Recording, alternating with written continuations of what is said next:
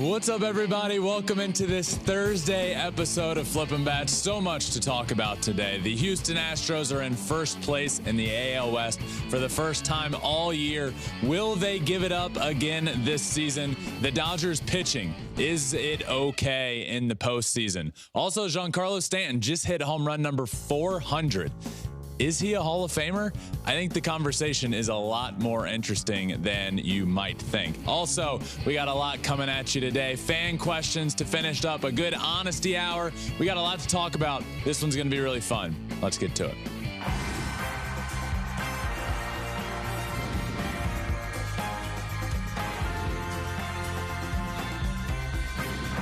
Fly ball onto the track, at the wall, it's gone! Home run! Turns on a ball, deep right field, and gone! What a game, what a moment. What is up, my friends? Happy Thursday, everybody. I am joined by Alex Curry. And Alex, we got a fun show today.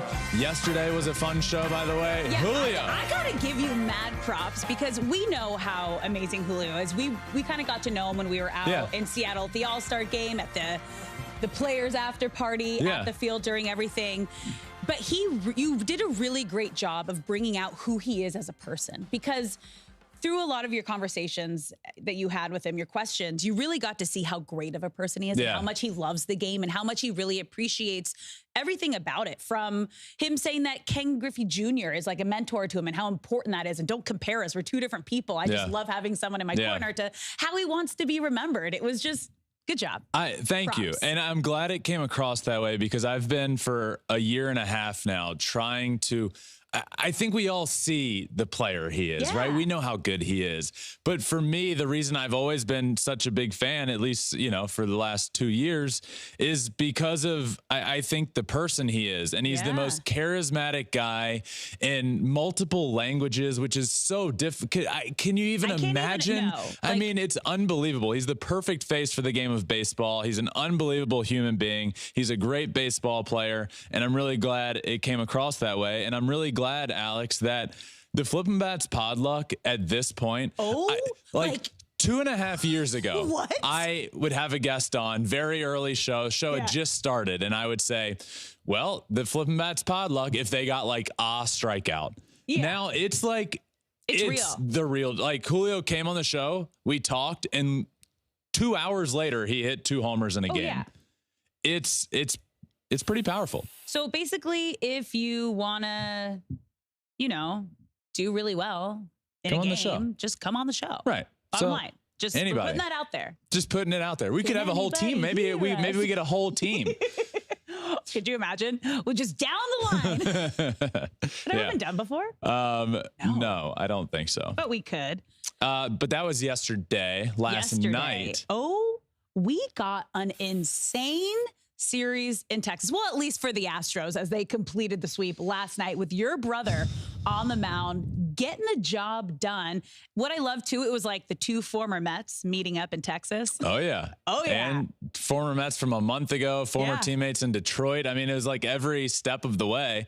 And Justin and Max had never faced each other in their entire career. And as two guys, their combined age is like 80. You would think that at some point they've faced each other. Like, we're going for the combined age. Well, it just makes it a really high number if you combine the age. They're old. But they had never faced each other before, and it's just the 12th time in the history of baseball that 2 pitchers with 3 or more Cy Young awards have faced off against each other. So it was billed as quite the pitcher's duel, and, well, Max didn't do great. He got lit up. Justin did really well. 7 innings pitched, 1 earned run, 6 strikeouts, lowered his ERA to 3.23 on the season.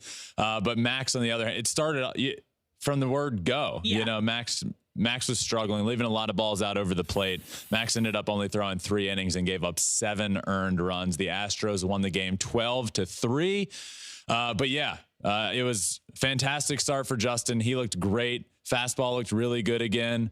Simeon got him on the first pitch of the game, which what are you going to do? I mean, I was talking about that last night with some people. Like, you don't want to throw in a first pitch slider or curveball of the game when you're trying to find your feel of the strike zone.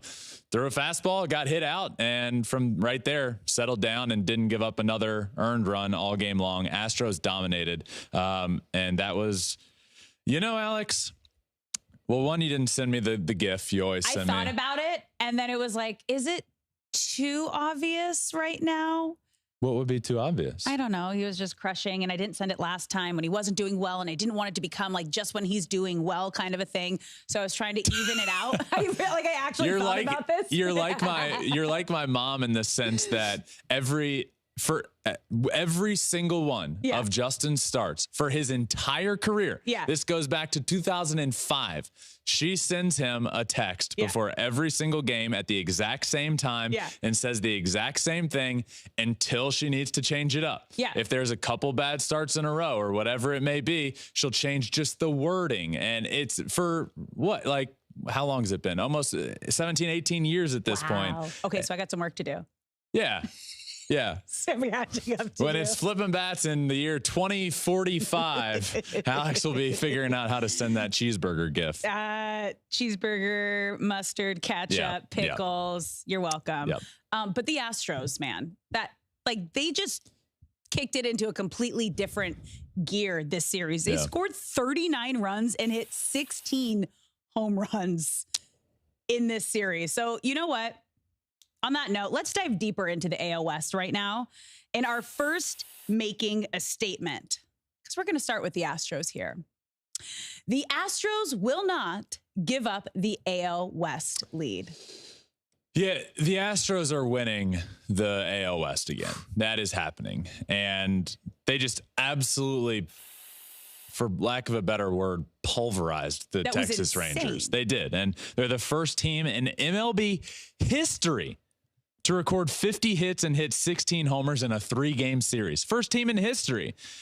And on Tuesday this week, they reached the AL West lead for the first time this season, which is kind of wild to think about. Like, they've always been there within reach and been having a good season. There's a lot of injuries, though. Like, you forget, like, their main guys, like, all missed, like, a good chunk of the season. And then you have Altuve come back and Jordan come back and Michael Brantley's now back. And shocker, you look up and the Astros are in first place in the AL West. So I do believe they win the division. What Jose Altuve is doing right now, Alex, is just, the timing, maybe, I know. Ever since your honesty hour? Actually, I know he sees a lot of Flippin' Bat stuff. Ever since your honesty hour, he has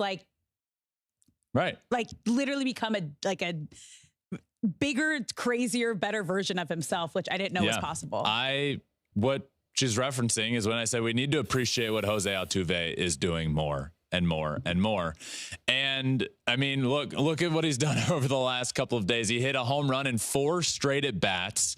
4 straight at bats. He hit 5 home runs over the course of 7 innings. Now, that's over the course of 2 different games. And if that sounds like a lot, it is. It's the most in MLB history, by the way. 5 home runs in his last 6 plate appearances. I mean, it's just, when you think about Jose Altuve, the power that is there. As a guy that is listed as 5'6", that feels generous. But he's listed as 5'6". Yeah, I've stood next to him, and we were close to the same height when I'm in high heels. What height are you without? 5'3". Yeah. And so in high heels. Yeah, we're like 3-inch heels. Okay, so maybe, same height. It's just the power that he has. Think about how perfect he has to be. Everything's so compact, and his swing has to be perfect for him to have so much power that he does. And it's just the stretch that he is on right now, obviously a historic stretch. He did something in terms of 5 home runs in 7 innings that has never been done before. So they now hold a 1-game lead over the Seattle Mariners in the AL West. The Rangers are falling more and more and more out of relevancy. And the Rangers are tough for me because they started the year so well. Yeah. Right. And now they're still in the hunt, obviously, but they had a 6.5 game lead in the AL West. And fast forward just a couple of weeks, and then they're fighting for their lives at the top of the AL West. Fast forward another week. Now they're fighting for a playoff spot, and they're out of the playoffs looking in. And then you have Adolis Garcia getting injured last night in that game, which, again, I'm no doctor, but it didn't look good, and he's punching the ground in the outfield. It looked bad, and that sucks. And this team just keeps getting hit with thing after thing. The bullpen just stinks right now. So the Rangers are going to struggle to make the playoffs, period. I mean, I feel like the odds are against them at this point to make the playoffs. So your statement, will the Astros give up the AL West lead again? Look, if we're treating this literally, they could lose tonight and the Mariners could win, and next thing you know, they're tied. But the Astros are going to win the AL West. I do fully believe that. They're playing the best baseball they have all year. Yeah. Michael Brantley was hitting in the 7-hole last night. It's so deep. It's ridiculous. So Astros are winning the division. Mariners are really good. Rangers are falling fast. They're in trouble. Yeah. They're in trouble. All right. Well, let's move to the NL West for our next statement. The Dodgers' playoff hopes took a huge hit. I am worried. And any Dodgers fan should be worried about their postseason pitching. Alex, as you know, that was already my concern. I know. Right? My concern was the Dodgers pitching, the rotation depth and the bullpen depth and who they can turn to out of the bullpen. And look, yes, Clayton Kershaw is still in the rotation, but Kershaw hasn't pitched into the 6th inning of a game since June. He's still effective, but it just doesn't feel, I don't know. And I'm not talking down about Kershaw. He's great to have in that rotation for the playoffs, and the postseason narrative, I think, is dumb. The guy's one of the best pitchers to ever do it. So yes, you have Clayton Kershaw, and then who are you going to have? Bobby Miller? I love Bobby Miller, actually. That's a big yes for me, and it already was. Good playoff stuff. But then Pepio needs to step up. You're asking a lot of young guys with not much playoff experience to no playoff experience to step up and lead you to the World Series because of the news that came out the other day of Julio Urias. Now, for those that are unaware of what happened, Julio Urias was arrested and charged with felony domestic violence on Sunday night. And then the Dodgers over the last couple of days, or on Wednesday, yesterday, actually released a statement about everything that is going on. They said today, Major League Baseball announced that Julio Rodríguez has been placed on administrative leave until further notice while an investigation is being conducted, per the sport's joint domestic violence, sexual assault, and child abuse policy with the Major League Baseball Players Association. The Dodgers take all the allegations of this kind and in this case very seriously, and we do not condone or excuse any acts of domestic violence. We are fully cooperating with Major League Baseball's investigation and support MLB's and the commissioner's enforcement of the policy. The Dodgers will have no further comment at this time, and honestly, neither will we on that situation. I just know the likelihood of Julio, he won't be in the playoff rotation, right? That's another huge hit to the depth of this rotation that I was already really concerned about, Alex. And I know we're not going further into Julio stuff, but I just have to say there is no excuse for that behavior. The Dodgers need to be done with him, especially since it's not his first offense. He let his team down. He let the Dodgers down. He let his wife down. He let anyone in his life down. And it's a huge hit for the Dodgers. Yeah.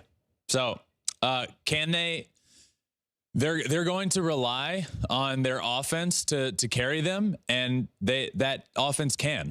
That offense can carry them. Mookie Betts and Freddie Freeman can carry you to a World Series, but it just gets complicated and way more difficult, and you're asking way more out of an offense when you're going to have a rotation with Kershaw, and then I would honestly go Bobby Miller, but then are you going Lance Lynn? Are you going, it just becomes really complicated. And yes, Walker Buehler is coming back, but he's not going to be built up to go 6 innings in the postseason. I mean, I think we're going to have to look at Walker Buehler as like maybe a few inning bullpen guy coming in after a starter or something. And maybe you can get a couple outings. We got to remember he's coming off his 2nd Tommy John. You can't just like throw him into the playoffs and expect him to like throw on short rest or do this or do that. So yes, this is a big hit to the rotation. You're now you're now asking your young, inexperienced guys to be the reason that you make it to the World Series. And that's just a lot to put on those guys that don't have that experience. It's got to be a little bit of hope. A little bit of hope there for the young guys and for this Dodgers team. And the offense needs to give them as much support as they can. Bobby Miller has big game stuff. I really like Bobby Miller. I think he is a good, valuable arm to turn to in the postseason. I would throw him second. If I'm the Dodgers, I think you go Kershaw, Bobby Miller, and then figure it out from there. But this is a huge hit to a team that I was already a little worried about their pitching and from top to bottom. I agree. All right, well, let's switch to positive statement here. Giancarlo Stanton is a future Hall of Famer. Oh, baby, this is such an interesting question, and we're going to talk about it because for me, this is contingent on if Giancarlo Stanton gets to 500 home runs. But if he does, I think Giancarlo Stanton is a Hall of Famer. I really do. Let's talk about it. Okay. Look, we can't be short-sighted here, right? As baseball fans, what have you done for me lately? We look at, okay, his Yankees tenure, but okay, he hits homers. No. Let's step back to his days with the Marlins. If we're going to have a Hall of Fame conversation, let's talk about how for a 6-7 year period, 8 year period, so for the better part of a decade, Giancarlo Stanton was one of the best players in the game of baseball. And that includes in 2017 when he was the best player in the game of baseball by winning an MVP award. Now, an MVP award matters because right off the top there, players with one MVP award in their career are about 50-50 to make the Hall of Fame. Okay. If you have an MVP, 50-50, you get into the Hall of Fame. 42 of 89 players that have won one MVP are in the Hall of Fame. So that all of a sudden, right there, 5-time All-Star, MVP, 2-time Silver Slugger. So let's discuss 500, right? He just hit 400. Can he get to 500? He's 33 years old. Yeah. Now, this is largely... The answer is absolutely yes, he can. He's got 22 this year in less than 90 games. The power... Despite everything seemingly not being the same, the speed is gone, injuries, all of that. The power is still there. 22 homers in less than 90 games. He can, but this is going to be largely dependent on health. And I obviously can't tell you if he's going to play the majority of the games for the rest of his career. But let's say he does. He's on a pace to get there. He's been an incredible... He's never made it to a World Series, but he's been a really good guy. He's been a really good player in the postseason. 11 homers in 27 postseason games, I think it is. So I think he can get to 500 homers. And if he does, we're talking a Hall of Fame player. Look, there's only been 3 players that are not in the Hall of Fame that reach 500 home runs. And I would bet you a lot of you might be able to guess who they are. Barry Bonds, Sammy Sosa, Manny Ramirez. If he gets there, one of those things is not like the other, right? There's no allegations about anything with Giancarlo Stanton. So to me, when it comes to having this conversation, you have to look at the fact that he's a transcending talent. He changed the game. He's one of the greatest power hitters of this generation. I mean, nobody's hit balls harder and further than him, and he was doing it from back in 2014.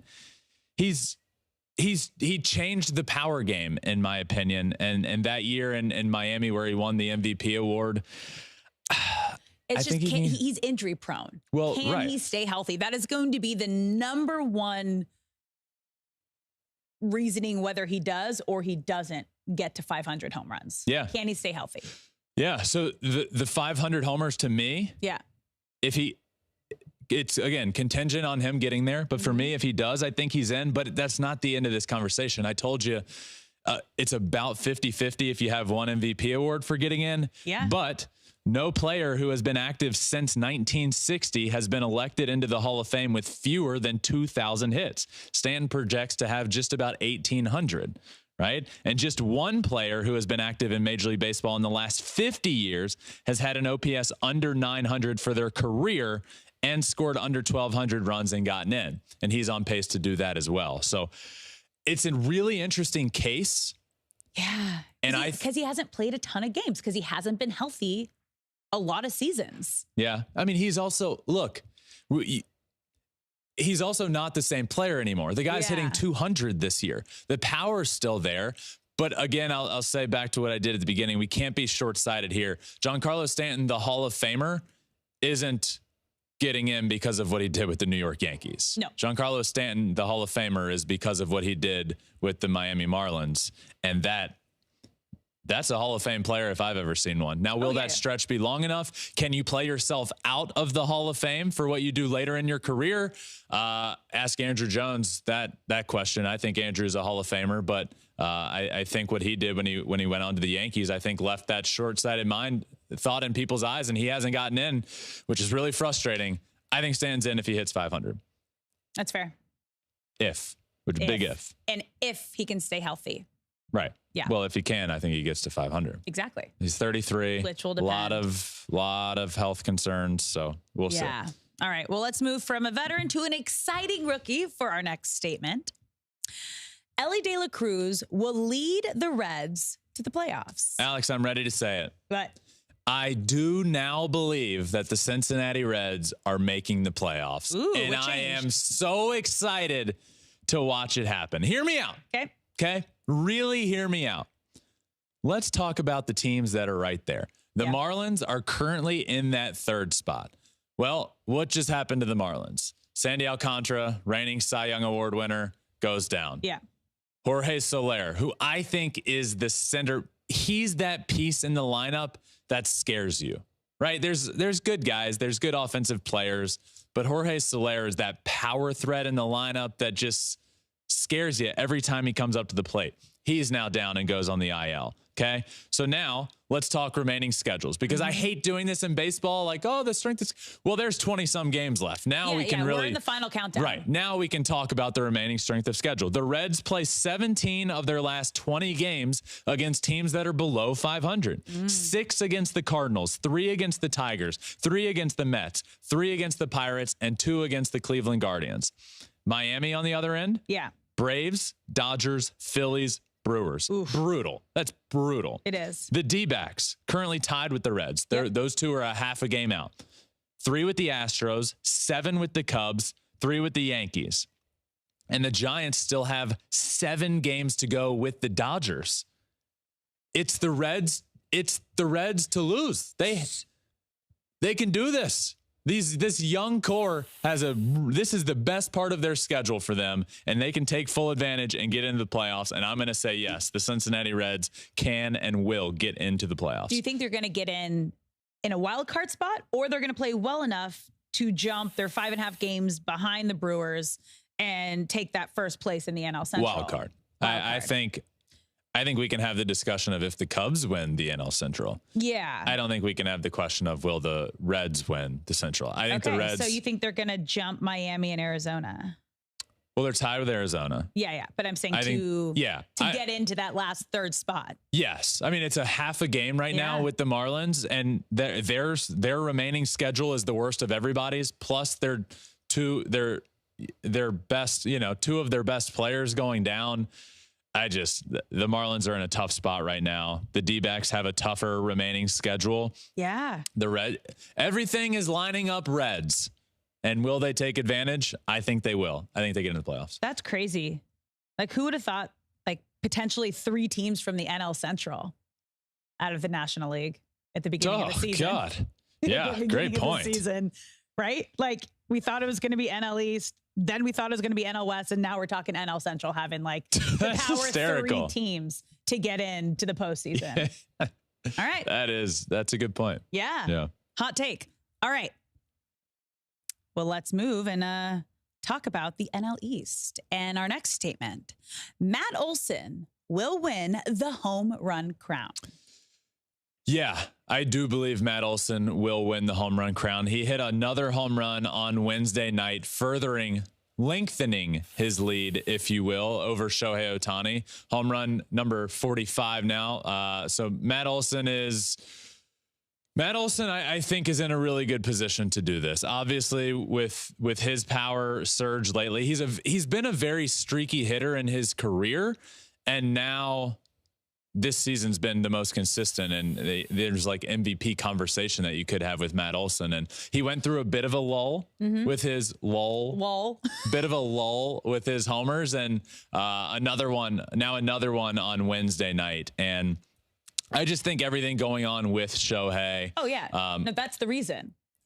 No, the reason is Matt Olson. Well, and Ohtani is injured. Yes, but otherwise it would have been way closer. I agree, but I don't want to say the reason Matt Olson's going to lead is because of Matt Olson deserves his credit definitely. here. But it would have been a tighter race all the way to the end of the season. But now, obviously, with the UCL and now the oblique, Ohtani's body is shutting down. Yeah, from what I've heard, by the way, Shohei is the last 2 days been wanting to get back in the lineup. So I think by the end of this, I'm going to say this a lot lately, but I'm no doctor. Yep. By the end of the week, I think Shohei's back in the lineup, but that lineup is just not good. No. And there's no Trout protection. Again, I've talked about this a good bit. So those are factors in this, but I think Matt Olson wins. I think Pete Alonso's now in the conversation big time. Pete Alonso 42. Missed a good bit of time. He did. And he's now at 42 homers, not it's far behind here. And Pete Schwarbaum 41. Yeah. When Pete gets hot, he puts up homers in bunches. So it's going to be fun. I ultimately do think Matt Olson leads the league in home runs this year. Also helps he has the best lineup in baseball. Yeah. That definitely helps. Yeah. Yes. Yeah. Well, that wraps up making a statement. So now it's time to get honest. Ooh. For Honesty Hour. All right. This one hits close to home. Honesty Hour.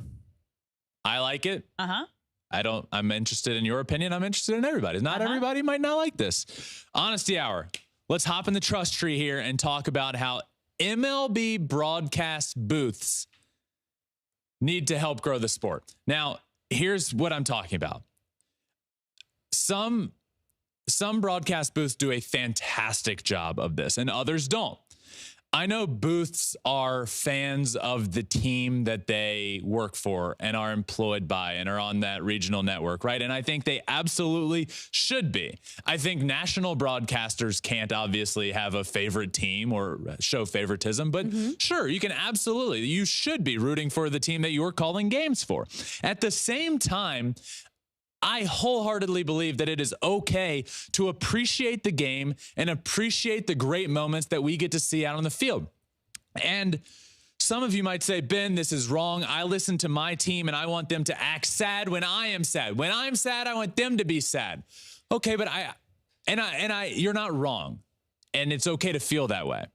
But when I watch games and I listen to these regional broadcasts and something really cool happens, I think there's a big difference in broadcast booths. And, some of them do it so well. And I almost don't even want to name names, but I'm just going to, like, some of my favorites just being Don Orsillo, Dave Sims, Jason Benetti, Ron, Keith, and Gary with the Mets. They all do it so well.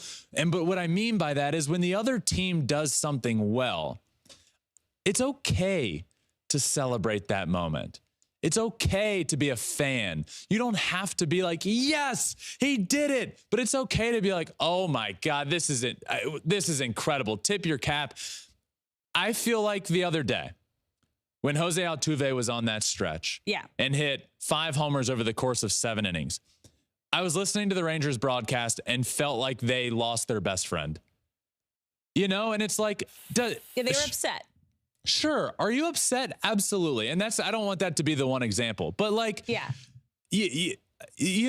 baseball is so fun and exciting right now. And you don't have to root for the other team. You're rooting for your team, but it's okay to not talk like this when something really cool happened, like really bad for your team. Like, it's okay, in my opinion, to get into it and to show your excitement for the sport and let your fan base know what is happening right now, whether it was a historic moment or a great play. This is really cool. And I think broadcasters can be a part of growing this sport that I'm so passionate about. Yeah. A part of growing the game. Guys, this is Elly De La Cruz, and him scoring from first to home on that single in the gap is one of the coolest things you will ever see. Is it unfortunate that it happened against our team? Of course it is. But what he just did is really special, and we should be taking note of this. And I just feel like, as a collective whole, broadcasters can be a part of growing the game and helping their fan base know what's going on with other teams and appreciating great moments. And a lot of them do it really well. Some of them don't do it really well. And I just think as a collective whole, they can be a part of helping this. So I'm going to give you an inside perspective as someone who was part of a team broadcast for 10 years. Okay. Now, when you're part of the team broadcast, you are a team partner, meaning ownership, management, the team has a say in what you can say on air, like a very strong opinion of what you can say on air. And they watch the broadcasts. And when you say things that are maybe more complimenting the other team than your own, they notice and they don't get very happy about it. And we've seen this recently, not to point fingers, but with the Orioles. Punishing the broadcaster for just stating some facts.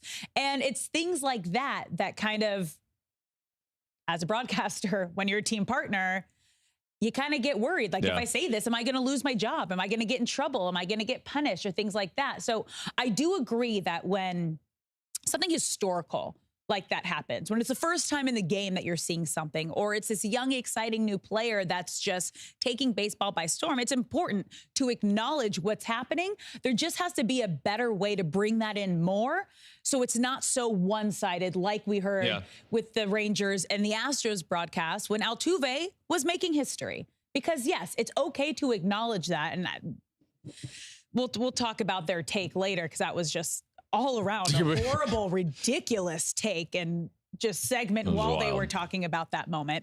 But yeah, there needs to be some sort of a middle ground to, we're not praising the other team, but we are acknowledging the moment. And this is okay because it's baseball. We are not, because we're doing that, it doesn't mean that we're devaluing or talking bad about our team partners. I think you make a really good point that needs to be acknowledged. It doesn't change my statement that I think that as a collective whole that they could do better, but it does give a little bit of an insight to why some might be that way, because they're scared to death of their job. Yes. And that is a whole nother problem in its own right. And I still stand by what I said. And if they're feeling that way, I mean, I think the Orioles situation is a great example. Yeah. I mean, if you think that's the only example of this, you're wrong. And if you don't believe me, listen to Alex talking, as she was a part of one for a decade. So certainly, teams and organizations and sometimes ownership is directly having a finger on the pulse there and saying, I don't want you talking well about the other team. And that's wrong in its own right. But I just think, I think now the game has changed, and I think the game is in a great place, and everybody involved in the game of baseball is in a place right now where we can all help the sport grow. Yeah. And if my team is playing Ellie De La Cruz and all I do is watch my team play every week or every day, and now I get to watch this team, but I don't know much about him, I don't want this guy to come to the plate and do something cool and just hear like, man, like, let me know about this guy. Have some excitement about him. Obviously, you're not wanting him to do something well. And I don't want that to be the point that comes across here. I don't want regional networks. If it's the regional team for the Chicago Cubs and they're playing their arch rival, the St. Louis Cardinals, and they hit a walk-off homer, to be like, yeah, look at that. No, that's not my point here. Just let's appreciate great moments and get a little more into it sometimes. That's okay. Yeah. That's okay. I got to give hats off to Mark Gubicza, too, because he does an incredible job of appreciating big moments in the game. Mark's great. Gooby does an incredible job with that. Yep. I love the excitement. I love Gooby. That's a good one as well. Again, that's almost what there's plenty out there. I think there's a lot that do a really good job. There's some that are fine and some that aren't great. And that's obviously life. Oh, shocker. Some people are really good. Some people are fine. Some people aren't great. I'm just going to say I'm like really happy now that I'm on like a national stage where I can actually share what you think and share what you really see and whatnot, because that's the difference. You can't do that on a regional network. You can do that on a national network. You know what I'm actually more passionate about? Maybe this should just be the second part of the honesty hour. Just bring energy in the booth, even to your own team. All right. Just bring some energy. There's a team that there's a team that I like a lot, and I watch a lot of their games, and it's just like a lull. It's just like your word of the day. You started it the other day. I just and you're carrying bring the energy, right? Like, come on, man. Like these guys God, there's some people that do such a good job, and it really changes the game.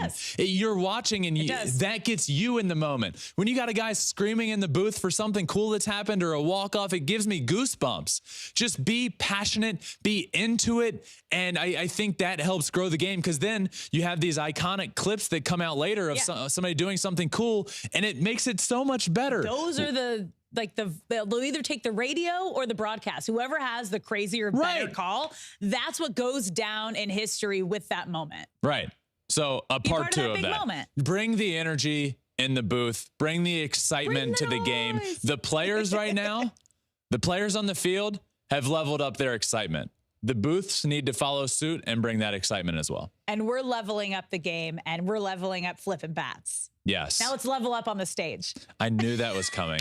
I knew that was coming. Did you like it though? Was it good? I knew where we were going next. Was it good? I knew where we were going. I knew we were literally coming up here on stage. And I knew when Alex started talking about levels that she was talking about physically walking up levels. But the thing is I didn't at first. It didn't come to me until like, I was like, level up. And I was like, oh, that's leveled up. Let's level up. That's how my brain works. It's not, it just, it's on the fly. Yeah. Okay. So we got some fan questions to finish up, right? We do. We're going to wrap up the show with some fan questions. Our first one comes from Seth Green. If you could play on any World Series championship team, which one would it be and why? Okay, a couple come to my mind. Okay, let's talk through this.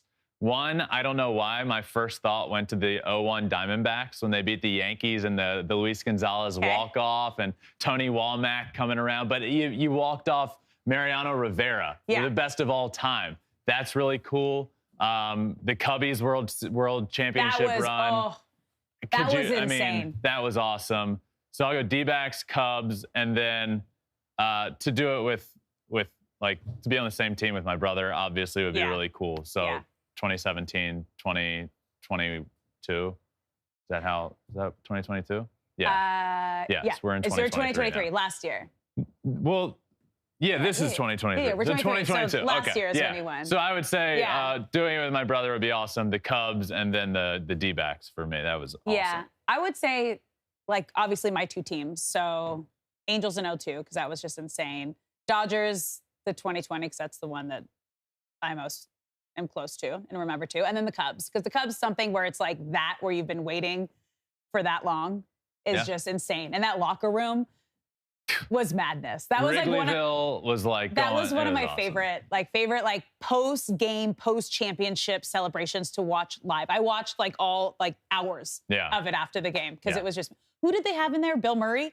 Oh my God. Yeah, he was walking around interviewing everybody. It was so epic. Yeah. It was so epic. Okay, on to our next fan question. This one comes from Jay Hernandez. Ben, do you think at some point or other leagues around the world will adopt the rules that MLB implemented this year or a version of them? I recently watched a Mexican League ball game, and it was so slow. I think we're already seeing it. Look at what college football is doing this year. They changed the rules to speed it up a little bit. And in the first college football game I watched this year, they referenced baseball and the rule changes in baseball and how they just put more action and more action in a shorter amount of time. And who wouldn't love that? So I definitely think other teams will see the success that has come from what Major League Baseball has done with the rules this year and be more willing to adapt. And that's a really cool thing to be able to say, because Major League Baseball for so long was so stuck in their ways and unwilling to adapt, because it's America's pastime and this is how the sport is played. And for the rules, Commissioner Manfred deserves a lot of respect here for the ability to change the game and change it for the better. And he did that. And what we're seeing now is success on the field and success in the ratings and success in the stands. And everywhere. I definitely think other leagues and sports will follow suit. It was great. Yep. I love all the rule changes. All right, we're going to wrap it up with one more fan question. This one comes from Childish Hambino. Is having a stand-in, Ohtani, for team pictures normal protocol, or is this something kind of out of the ordinary? Seems like a big deal, but not sure if it's due to the player or having stand-ins. Thanks. No, it's not normal. No. I have been there for I was there for every team photo situation. That is not normal. It is strange. It kind of makes you wonder, was something else going on? Like, it's so weird. It's so weird. If the week couldn't have been any weirder, the month for the Angels. I've never even heard of this happening. No. But I mean, you have players that miss the team photo due to injury. Yeah. But in Shohei's instance, everybody would have understood if he's not in the team photo. Oh, he had just gotten hurt and he missed the day. Yeah. But you also, like, this very well could be his last team photo with the Angels. Probably. So hear me out here. Yeah. Crazy thought. Instead of putting in a stand-in, maybe just postpone it a day or two. Yeah, to have him in there. To literally have him standing. Your most important player, your most, lucrative player, your MVP of your team, the face of the franchise. You're not going to wait for him? So I was wondering this. Are they just going to have the stand-in? I wonder if Photoshop now. So they got a guy around his height. Yeah. And then they're just going to Photoshop his face onto it. Yes. That's so weird. It is. But does it surprise? It's been the weirdest, worst month of all time for the Angels. And it was capped off with a stand-in for Shohei Ohtani after all went miserably wrong for the team. But no, not normal. No, that's weird. And that's it. That does it for Thursday show. A great Thursday show. By the way, anybody did you say weird Thursday show? I said that's it, a weird Thursday show. Always a little. Right? Sometimes. Go back and listen to the Julio episode if you haven't yet. It was a really, really fun conversation with one of the best players in the game, quickly becoming one of the faces of baseball. So I loved it. And Alex, thank you for what you said about it. That was really cool to hear. So I hope it did come off that way. Go listen to the Julio episode. Make sure you're subscribed to Flippin Bats wherever you listen to your podcast, Apple, Spotify, wherever. We're also on all social media, including YouTube, where you can watch every single thing we do on YouTube at Flippin Bats Pod for all of them. But that does it for this Thursday episode. Until tomorrow, my friends.